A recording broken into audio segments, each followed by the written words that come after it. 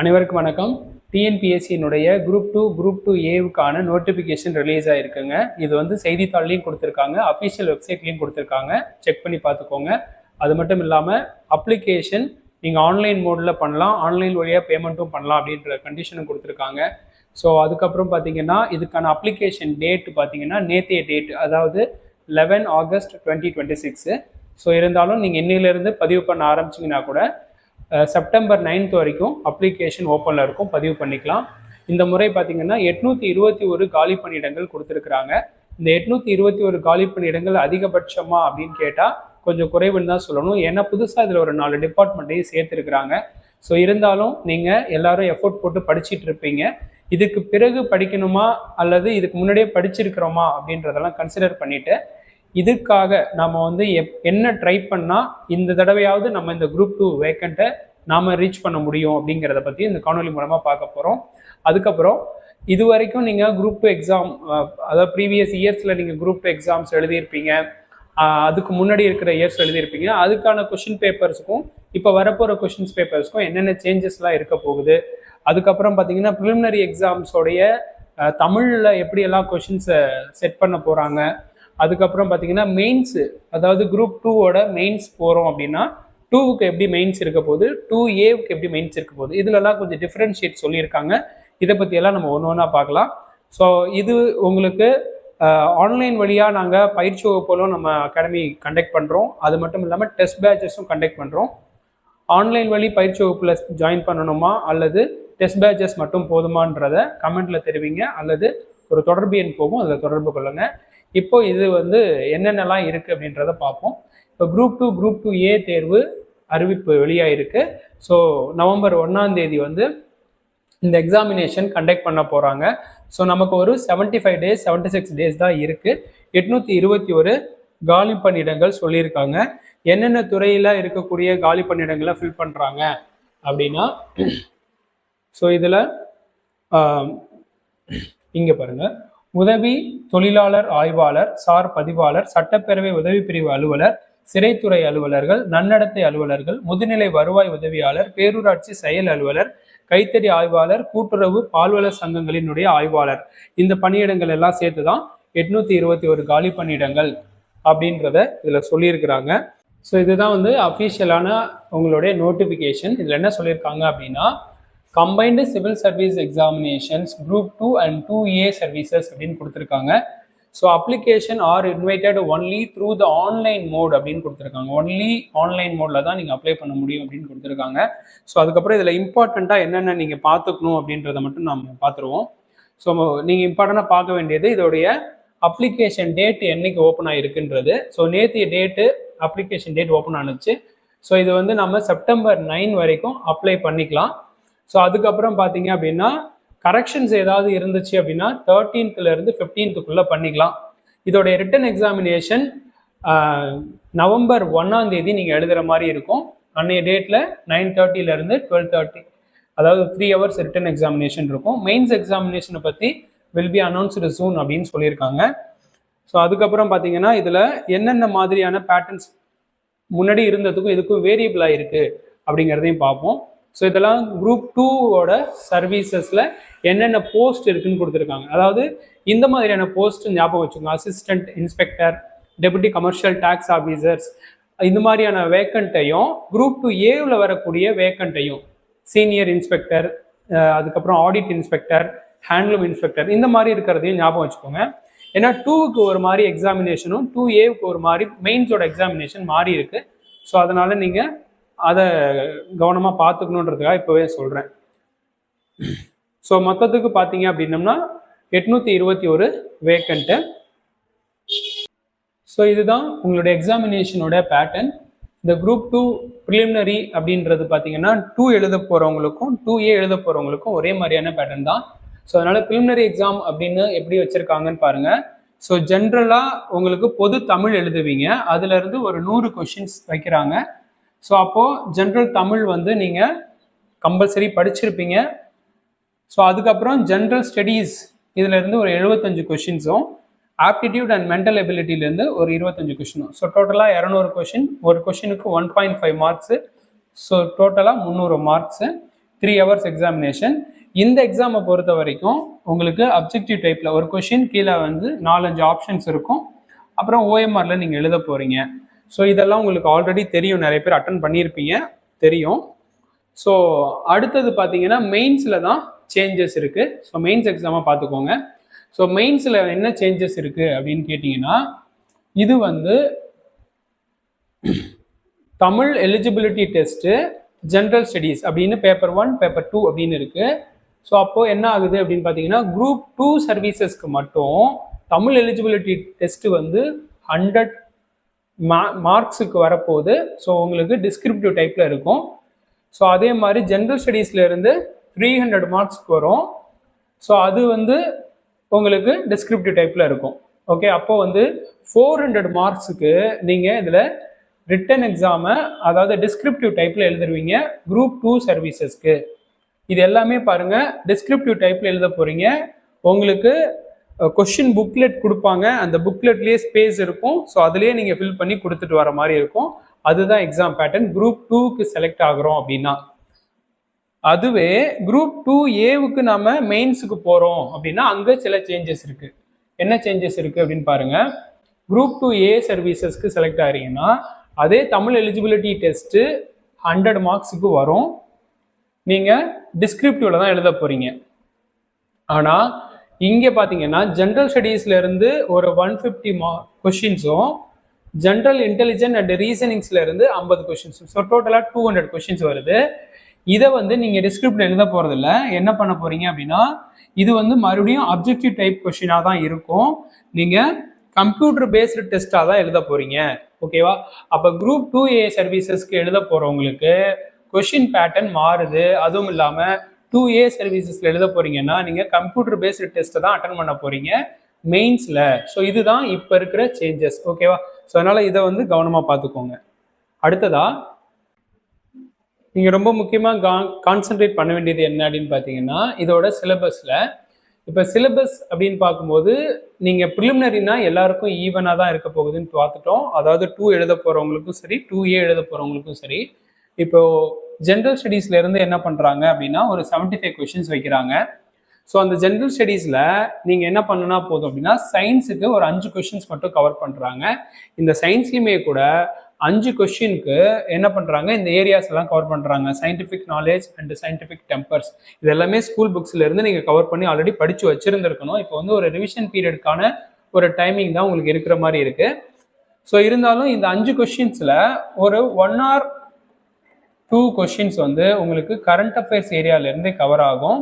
அப்போ என்ன பண்ண வேண்டியது இருக்கும் அப்படின்னா, நீங்கள் 1 இயரோட கரண்ட் அஃபேர்ஸை நீங்கள் கேதர் பண்ணுற மாதிரி இருக்கும். ஏன்னா இது வந்து இந்த 75ல் மினிமம் பார்த்தீங்கன்னா 15லேருந்து 20 கொஷின்ஸ், மேக்ஸிமம் 20, மினிமம் 15 கொஷின் என்ன இருக்கும் அப்படின்னா கரண்ட் அஃபேர்ஸ் பேஸ்டு கொஷின்ஸாக தான் இதில் வரப்போகுது. ஏன்னா தமிழ்லையுமே கூட கரண்ட் அஃபேர்ஸ் கொஷின்ஸை மெயின்ஸில் வந்து சேர்த்துருக்காங்க. தற்கால நிகழ்வுகள், அப்புறம் செய்தித்தாள்களிலிருந்து வரக்கூடிய தகவல்கள் அப்படின்றதெல்லாம் சேர்த்துருக்குறாங்க. அதனால நீங்கள் செய்தித்தாள்களை கவனமாக படிச்சுக்கணும். அதற்கான ஆன்லைன் வகுப்புகளை நம்ம நடத்துகிறோம், வேணும்னா நீங்கள் தொடர்பு கொள்ளுங்கள். அடுத்தது பாருங்கள், ஜியாகிரபி ஆஃப் இந்தியாவிலேருந்து ஒரு 5 கொஷின்ஸ். அதுவுமே பார்த்தீங்கன்னா ஸ்கூல் புக்ஸை நீங்கள் ஆல்ரெடி கவர் பண்ணியிருப்பீங்க. இருந்தாலும் இங்கேயும் பார்த்தீங்கன்னா கரண்ட் அஃபேர்ஸ் ஏரியாஸ் அப்படின்னு வரும். ஸோ அப்போ இங்கேயும் நீங்கள் அதை ஃபோக்கஸ் பண்ணி ஆகணும். அப்போ இதுலேயும் பார்த்தீங்கன்னா 1 or 2 கொஷின்ஸோ அல்லது மோர் தென் 2 என்ன ஆகும் அப்படின்னா கவர் ஆகும் உங்களுக்கு ஜியாகிரபி ஏரியாவிலேருந்து, கரண்ட் அஃபேர் ஏரியாவிலேருந்தே. ஸோ அடுத்தது பார்த்தீங்க அப்படின்னா யூனிட் 3ல் history, culture of India and Indian national மூவ்மெண்ட்லேருந்து 10 கொஷின்ஸ் வரப்போகுது. ஸோ அதில் உங்களுக்கு கரண்ட் அஃபேர்ஸ் ஏரியாஸ்லாம் கவர் ஆகாது. நீங்கள் ஸ்கூல் புக்கை முழுக்க முழுக்க கவர் பண்ணி இண்டஸ் வேலி சிவிலைசேஷன்லேருந்து மாடர்ன் இந்தியாவுடைய இண்டிபெண்டன்ஸ் ஸ்ட்ரகிள்ஸை பற்றியும், அதுக்கப்புறம் ஆஃப்டர் த இண்டிபெண்டன்ஸ் இந்தியா அப்படின்றதுல டெவலப்மெண்ட் பற்றியும் நீங்கள் படித்து வச்சுருந்தீங்கனாலே இந்த ஏரியாவை நீங்கள் கவர் பண்ணியிருக்கலாம். ஸோ அடுத்தது முக்கியமாக நீங்கள் பாலிட்டியை கொஞ்சம் கேர்ஃபுல்லாக கேதர் பண்ணணும். என்ன பண்ணணும் அப்படின்னா, பாலிட்டியிலேருந்து தான் அதிக கொஷின்ஸ் வருது. ஏன்னா 15 கொஷின்ஸ் பாலிட்டி ஏரியாவிலேருந்தே வருது. ஸோ அப்போ பாலிட்டிக்குமே என்ன ஆகும் அப்படின்னா, நிறைய பில்ஸ் வந்து இப்போ பாஸ் பண்ணியிருக்கிறாங்க பார்லிமெண்ட்டில். அதனால அந்த மாதிரி பில்ஸ் ரிலேட்டடாக ரீசன்ட் பில்ஸஸ் எங்கெங்கெல்லாம் கவர் ஆகிருக்குன்றதெல்லாம் பார்த்துக்கோங்க. அதுக்கு என்ன பண்ணணும் அப்படின்னா, நீங்கள் அகைன் வந்து நியூஸ் பேப்பர்ஸை தான் ரீட் பண்ணுற மாதிரி இருக்கும். ஸோ அதெல்லாம் பார்த்துக்கோங்க. ஸோ அடுத்த ஏரியா அப்படின்னு பார்த்தோம்னா இந்தியன் எக்கானமி, அப்புறம் தமிழ்நாடு அட்மின் அப்படின்னு பார்ப்போம். ஸோ அதுலேயும் பார்த்தீங்கன்னா 20 கொஷின்ஸ் இருக்குது. அந்த 20ல் இங்கேயும் பார்த்தீங்கன்னா கரண்ட் ஈவெண்ட்ஸ் இருக்குது. ஓகேங்களா? ஸோ இப்போ ஒரு உதாரணத்துக்கு நீங்கள் யூனிட் 1ல் 1 or 2 கொஷின்ஸ் கரண்ட் அஃபேர்ஸில் இருந்தோம், யூனிட் 2ல் 1 or 2 கொஷின்ஸும், யூனிட் 3ல் பார்த்தீங்கன்னா ஒரு 2 கொஷின்ஸும், சாரி யூனிட் 3ல் வராது, யூனிட் 4ல் வரும். அதுக்கப்புறம் யூனிட் 5ல் பார்த்தீங்க அப்படின்னா இது அதாவது பாலிட்டி சொன்னோம். யூனிட் 4 வந்து பாலிட்டி, அதனால 4ல் பார்த்தீங்கன்னா ஒரு 5 கொஷின்ஸ் வரைக்கும் பாலிட்டிலே கவர் ஆகும். அதுக்கப்புறம் இந்தியன் எக்கனாமி யூனிட் 5. ஸோ இதுலேயுமே ஒரு 5 or 6 கொஷின்ஸ்க்கு மேலே என்ன ஆகும் அப்படின்னா கரண்ட் அஃபேர்ஸ் ஏரியாவிலேருந்தே கவர் ஆகும். அதனால நீங்கள் எக்கனாமிக்ஸ் டேட்டாவும் கரண்ட் அஃபேர்ஸ்லேருந்து பார்த்துக்கிற மாதிரி இருக்கும். அதுக்கப்புறம் யூனிட் 6ல் history and culture heritage and social political movements of தமிழ்நாட்டிலேருந்து மொத்தம் 20 கொஷின்ஸ் கவர் ஆகுது. இந்த 20 கொஷின்ஸு முழுக்க முழுக்க நீங்கள் தமிழ் ரீட் பண்ணியிருப்பீங்க, அது ரெலவெண்டடாக தான் வரப்போகுது. ஓகேங்களா? ஸோ அப்போ இதெல்லாம் நீங்கள் ஃபில் பண்ணிங்கன்னா மினிமமாக உங்களுக்கு 15லேருந்து 20 கொஷின்ஸ் கரண்ட் அஃபேர்ஸில் இருந்தோம். பேலன்ஸ் இருக்கக்கூடிய ஒரு 75ல் 15 அப்படின்னா கூட ஒரு 60 கொஷின்ஸ் நீங்கள் எங்கேருந்து தான் படிக்கிற மாதிரி இருக்குன்னா புக்ஸ் ஏரியாவில் இருந்தோம். 15 கொஷின்ஸுக்கு நீங்கள் 1 இயரோட கரண்ட் அஃபேர்ஸை கால்குலேட் பண்ணி படிச்சிருந்தா தான் அதை அட்டன் பண்ண முடியுன்ற ஒரு சான்சஸும் இருக்கும். ஸோ அதை பார்த்துக்கோங்க. அடுத்தது வந்து பார்த்தீங்க அப்படின்னா aptitude and mental ability. So அதுலேருந்து ஒரு 25 கொஷின்ஸ் வருது. ஸோ இதுக்கான ஏரியான்றது யூனிட் 1ல் ஆப்டிடியூட்லேருந்து 15 கொஷின்ஸும், யூனிட் 2ல் ரீசனிங்லேருந்து ஒரு 10 கொஷின்ஸும் இருக்குது. ஸோ அதனால் இந்த 25 நிறைய பேர் கேதர் பண்ணிடுவீங்க. ஸோ அடுத்தது தமிழ். இப்போ தமிழில் தான் இதுக்கு முன்பு நீங்கள் நிறைய தடவை குரூப் 2 எழுதியிருக்கலாம், குரூப் 4 எழுதியிருக்கலாம், அதோட ப்ரீவியஸ் இயர் கொஷின்ஸ் எல்லாம் நீங்கள் எடுத்து பார்க்கலாம். ஸோ அதிலெல்லாம் பார்த்தீங்கன்னா என்ன இருக்கும் அப்படின்னா 6th +2 வரைக்கும் இருக்கக்கூடிய இலக்கியம், இலக்கணம், செய்யுள், உரைநடை பகுதி, இந்த மாதிரி பகுதிகள்லாம் கொஷின்ஸாக அடிக்கடி கவர் ஆகும். இந்த நூலாசிரியர்கள்லாம் கூட நிறைய கவர் ஆகிட்டே வந்திருக்கும். அப்புறம் திருக்குறள்லேருந்து அதில் புறநானூற்று பாடல்ல இருந்துலாம் நிறைய நூல்கள் அது மாதிரியான கேள்வி வந்திருக்கும், நற்றினிலிருந்து கேள்வி வந்திருக்கும். இந்த மாதிரி கொஷின்ஸை இது வரைக்கும் நீங்கள் ஃபேஸ் பண்ணியிருப்பீங்க. ஸோ இப்போ நடக்க போகிற இந்த குரூப் 2 எக்ஸாமோடைய கொஷின் பேப்பர்ஸு தமிழ் ஏரியா வந்து கொஞ்சம் டிஃப்ரெண்ட்டாக இருக்கும். ஒரு உதாரணத்துக்கு எப்படி சொல்கிறதுனா, பிழையற்ற சொற்றொடரை கண்டறிக, பிழையான சொற்றொடரை கண்டறிக, அதுக்கப்புறம் பார்த்தீங்கன்னா ஒற்று பிழையை நீக்கி எழுதுக, அப்புறம் வந்து அக்ரிணை பன்மையை நீக்கி எழுதுக, இப்படி நிறைய கிராமட்டிக்கல் கொஷின்ஸாகவே தமிழ்லேயே என்ன பண்ண போகிறாங்க அப்படின்னா ஒரு 85 கொஷின்ஸ் வரைக்கும் வைக்க போகிறாங்க. ஒரு 15 to 20 கொஷின்ஸ் தான் வந்து உங்களுக்கு அந்த உரைநடை பகுதி, இலக்கிய பகுதி, செய்யுள் பகுதியில இருந்தெல்லாம் ஒரு 15 to 20 கொஷின்ஸ் தான் வரப்போகுது. அதுக்கு எங்கெல்லாம் எவிடன்ஸ் இருக்குன்னு பார்த்தீங்கன்னா கூட இங்கே இருக்கும் பாருங்க. இலக்கணம் அப்படின்னு 25 கொஷின்ஸ் அவங்களே ஃப்ரேம் பண்ணி சொல்லியிருக்காங்க. ஸோ இலக்கண ஏரியாவிலிருந்து 25 கொஷின்ஸு ஃப்ரேம் பண்ணுறோம் அப்படின்னு சொல்லியிருக்காங்க. ஸோ அப்போ பிரித்தெழுதுக, சேர்த்தெழுதுக, சந்திப்பிழை கண்டறிக, இப்படிலாம் கொஷின்ஸை ஃப்ரேம் பண்ண போகிறாங்க. ஸோ அடுத்தது வேர்ச்சொல்லறிதல் அப்படின்னு சொல்லிலிருந்து, அப்போ இதுலேருந்து இந்த ஏரியாவிலேருந்தே பார்த்தீங்கன்னா ஒரு 25 கொஷின்ஸ் வரப்போகுது. அடுத்தது பாருங்க, சொல் அகராதின்னு இருக்கு. ஸோ அதுவுமே ஒரு வகையில் கிராமர் கொஷின்ஸ் போல தான் இருக்கும். ஏன்னா நீங்கள் வந்து அந்த உரைநடை பகுதியை படிக்கிறதுக்கும் இதை படிக்கிறதுக்கும் ஒரு சின்ன சின்ன டிஃப்ரென்ஸ் இருக்கு இல்லையா? ஸோ அதனால இப்போ பாருங்க, எதிர்ச்சொல்லை எடுத்தெழுதுதல், ஓரெழுத்து ஒரு மொழி, உரிய பொருளை கண்டறிக. அப்போ இதுல இருந்தே ஒரு 15 கொஷின்ஸ் கொடுக்குறாங்க. ஒரு சில கொஷின்ஸுக்கு அவங்களே ஒரு எக்ஸ்பிளனேஷனும் கொடுத்துருக்குறாங்க. ஒரு உதாரணத்துக்கு பார்த்தீங்க அப்படின்னா இந்த இடத்துல கோடிட்ட இடத்துல சரியான சொல்லை தேர்ந்தெடுத்தலுதுன்னு கொடுத்துட்டு பள்ளிக்கு சென்று கல்வி பயிலுதல் சிறப்பு அப்படின்னு இருக்கு. பிராக்கெட்ல அதாவது 4 ஆப்ஷனா என்ன கொடுத்துருவாங்க, எழுதுதல், பயிலுதல், கல்லுதல், படித்தல் அப்படின்லாம் கொடுத்துட போறாங்க. ஒரு 4 ஆப்ஷன் கொடுத்துட போறாங்க. அப்போ எது வந்து இந்த கோடு போட்ட இடத்துல வர வேண்டிய வார்த்தைன்னு 4 ஆப்ஷன்ல கொடுக்குறாங்க. ஸோ அந்த மாதிரி வந்து இதுவுமே ஒரு கிராமருக்கு மாதிரியான கொஷினாக தான் வரப்போகுது. அதனால தான் இந்த தடவை நடக்க போகிற குரூப் 2 எக்ஸாமோட கொஷின் பேப்பரில் 80லேருந்து 85 கொஷின்ஸ் பார்த்தீங்கன்னா கிராமர் ஏரியாவிலேருந்து தான் வரப்போகுது. ஸோ அதுக்கு ஏற்ற மாதிரி தான் நாம் என்ன பண்ணியிருக்கோம், டெஸ்ட் பேட்ச் ஷெட்யூல் பண்ணியிருக்கோம். அது வேணும்னா சொல்லிடுங்க. ஸோ அடுத்தது பார்த்தீங்கன்னா சொல்லகராதி இருக்குது.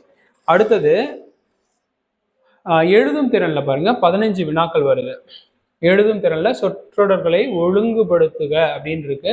அதில் பார்த்தீங்கன்னா சில வாக்கியங்களை ஆப்போசிட் டைரக்ஷனில் கொடுப்பாங்க. அதை நீங்கள் வந்து ஒழுங்குபடுத்தி எழுதுகிற மாதிரி இருக்கும். ஸோ அதுக்கப்புறம் மரபு தமிழ், அதுக்கப்புறம் இந்த பால் மரபு, அதுக்கப்புறம் காலம், அதுக்கப்புறம் தொகை மரபு, ஒளி மரபு, இந்த ஏரியாக்கள்ல இருந்தெல்லாம் நிறைய கொஷின்ஸை வச்சு 15 கொஷின் ஃப்ரேம் பண்ணுறாங்க. அடுத்தது கலை சொற்கள் அறிதல் அப்படிங்கிற ஏரியால இருந்து 10 கொஷின்ஸ். இது வந்து புக் பேக்கில் நீங்கள் வந்து நிறைய அந்த ஒரு இங்கிலீஷ் வேர்ட்ஸ் இருக்கும், அதுக்கு தமிழ் அர்த்தம்லாம் இருக்கும். அந்த மாதிரி வார்த்தையை கலெக்ட் பண்ணி படிச்சதுனால இதை ஈஸியாக எழுத முடியும். ஸோ அதனால இதை பார்த்துக்கோங்க. அடுத்தது வாசித்தல் மற்றும் புரிந்து கொள்ளுதல் திறன். ஸோ இதுக்கு தான் என்ன பண்ணணும் அப்படின்னா, இந்த 10 கொஷினுக்கு உங்களுக்கு 15 கொஷின்ஸ்க்கு நீங்கள் மறுபடியும் அகைன் என்ன பண்ணணும் அப்படின்னா, கரண்ட் அஃபேர்ஸ் ஏரியாவில் ஸ்ட்ராங்காக இருக்கணும். ஓகேவா? ஸோ எப்படி சொல்கிறாங்கன்னு பாருங்கள். கொடுக்கப்பட்ட பத்தியிலிருந்து கொடுக்கப்பட்ட வினாக்களுக்கு சரியான விடையை தேர்வு செய்க அப்படின்னு சொல்லிட்டு செய்தித்தாள்கள், அதோடைய தலையங்கம், முகப்பு செய்திகள், அரசு சார்ந்த செய்திகள், கட்டுரைகள் இவற்றை வாசித்து புரிந்து கொண்டு அதிலிருந்து நாங்கள் ஒரு 5 வினாக்கள் ஃப்ரேம் பண்ணுவோம். அந்த வினாக்களுக்கு விடையளிங்க. ஆனால் அந்த 5 வினாக்களுக்கான விடைகளும் நேரடியாக அதில் இருக்காது. அதை புரிந்து கொண்டால்தான் உங்களால் அதுக்கு என்ன வரும்ன்றதை ஆன்சர் பண்ண முடியுன்ற மாதிரி இருக்க போகுது. அப்போ என்ன பண்ண போகிறாங்க, ஒரு பேராகிராஃப் மாதிரி கொடுக்க போகிறாங்க. அந்த பேராகிராஃபை படித்து பார்த்துட்டு அதோடைய உள்ளர்த்தத்தை புரிஞ்சுக்கிட்டா நீங்கள் அதுக்கு கீழே வரக்கூடிய ஒரு 5 கொஷினை அட்டன் பண்ண முடியும். ஸோ அதுக்காக தான் நீங்கள் இந்த 15 மார்க்குக்கும் என்ன பண்ணணும், அப்போ கரண்ட் அஃபேர்ஸ் படிக்கணும். அப்போ தமிழ்லையும் பார்த்தீங்கன்னா 15 கொஷின்ஸ் வந்து தமிழ்லேருந்து கரண்ட் அஃபேர்ஸாக கன்வெர்ட் ஆகுது. அதுக்கப்புறம் பார்த்தீங்கன்னா நேரடியாகவே ஒவ்வொரு ஜிஎஸ் சிலபஸ்ல இருந்துமே 15 கொஷின் வந்துடுது. அப்போ கிட்டத்தட்ட நீங்கள் 30 கொஷின்ஸ் வரைக்கும் கரண்ட் அஃபேர்ஸ் ஏரியாவிலேருந்தே படிக்கிற மாதிரி ஆகிடும். ஸோ அடுத்தது பாருங்கள், எளிய மொழிபெயர்ப்புலேருந்து ஒரு 5 கேள்வி அப்படின்னு சொல்லிட்டு ஆங்கிலம் அல்லது பிறமொழி சொற்கள் அப்படின்னு சொல்லிட்டு லத்தீனு, கிரீக்கு, இந்த மாதிரியான வார்த்தைகள்லாம் இருக்கும். அதில் இருக்கிற வார்த்தைகளுக்கு இணையான தமிழ் வார்த்தைகளை கண்டுபிடிக்கணும் அப்படின்ற மாதிரியும் ஒரு 5 கொஷின் ஃப்ரேம் பண்ணுவாங்க. ஸோ அடுத்தது இலக்கியம், தமிழறிஞர்கள், தமிழ் தொண்டு. ஸோ இங்கே தான் இந்த 15 மார்க்குக்கு தான் நீங்கள் இது வரைக்கும் படிச்சுக்கிட்டு இருக்கக்கூடிய அந்த குரூப் 4 பேட்டர்னோ இதுக்கு முன்னாடி எழுதின குரூப் 2 பேட்டர்னுக்கோ இதை யூஸ் பண்ண முடியும். எப்படின்னா, நான் வந்து 6th இருந்து +2 வரைக்கும் இருக்கிற தமிழ் புக்ஸில் எல்லா பகுதியும், செய்யுள் பகுதி, உரைநடை பகுதி, இலக்கிய பகுதி எல்லாத்தையும், திருக்குறள் பகுதி எல்லாத்தையும் நான் படிச்சிருக்கேன் அப்படின்னா அது வந்து இன்ன வரைக்கும் படித்தது யூஸ் ஆகாதுன்னா உங்களுக்கு இந்த ஒரு 15 கொஷின்ஸை அட்டன் பண்ணுறதுக்கு இந்த ஏரியா ரொம்ப யூஸ்ஃபுல்லாக இருக்கும். அதனால அங்கே இருந்து படிக்கிறதை நீங்கள் இங்கே தான் வந்து டெலிவரி பண்ணுற மாதிரியான ஒரு சான்ஸ் கொடுத்துருக்காங்க. ஸோ அதனால் நீங்கள் இவ்வளோ நாளாகவே என்ன பண்ணியிருக்க முடியும் அப்படின்னா, இந்த எக்ஸாமுக்காக நிறைய பேர் தயாராகிருப்பீங்க, இல்லை இன்னும் பல பேர் வந்து இதுக்கப்புறம் கூட தயாராக ரெடியாக இருக்கலாம். ஸோ இருந்தாலும் இந்த மாதிரியான பாடத்திட்டத்தோடைய வடிவமைப்பில் இனிமேலாவது ஒரு 70 டேஸ்லேருந்து 75 டேஸ் வந்து ஒரு ஷெட்யூல் போட்டு படிங்க. டெஃபினட்டாக இந்த குரூப் 2 எக்ஸாம்ஸை கிளியர் பண்ணலாம். இந்த ஒரு இன்ஃபர்மேஷன் உங்களுக்கு யூஸ்ஃபுல்லாக இருக்கும்னு நம்புகிறேன். அடுத்த வீடியோவில் சந்திக்கிறேன். நன்றி, வணக்கம்.